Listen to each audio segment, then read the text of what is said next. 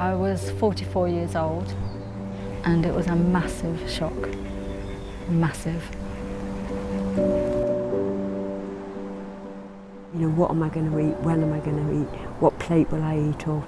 You know, sort of, you know, is that too much? Is that too little? You know, it's sort of like, it dominates your life very, very much. You didn't believe that this could be happening to somebody who's your age? No, it doesn't happen to older people, and it definitely didn't happen to me.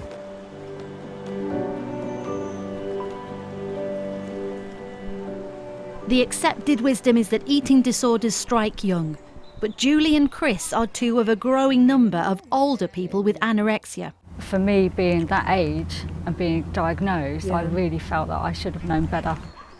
While the overall rate of eating disorders is thought to be in decline, research carried out by Breakfast shows that in older age groups it is significantly increasing.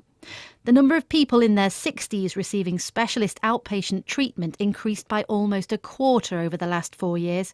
For those in their 50s, there was a sharper increase of almost a third. Last year, 1 in every 6 who received specialist treatment were over 40. Why might this be? Well, in some cases, like Chris, it is patients who have slipped through the net over previous decades. If you don't get treatment early on, then recovery becomes difficult. You end up going back into hospital again and again and again. But experts we've spoken to believe that in many cases, like Julie's, the illness has struck late in life, out of the blue. I knew I wasn't eating, I knew I was depressed, but I had no idea that I couldn't physically eat. In the 4 years, I lost 2/3 of my body weight. I lost my husband and my job, and I almost lost my life. Yeah, it was really good talking to you on the phone yesterday. We showed our findings to Age UK, who said eating disorders for older people are a serious issue and often overlooked by health professionals.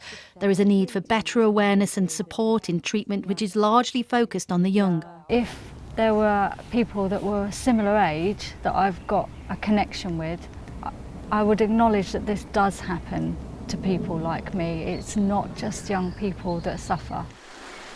The government is investing in the area, but only to improve services for the young. In a statement, they say, we are investing 150 million to develop services for children and young people and have set targets for their care. There are also plans to develop standards that will improve care for adults with eating disorders. Certainly the last time in hospital, it really brought me face to face with what I'd lost. To anybody who was like funding treatment or anything like that, I'd say give those people a chance, give them the treatment now, because it can stop.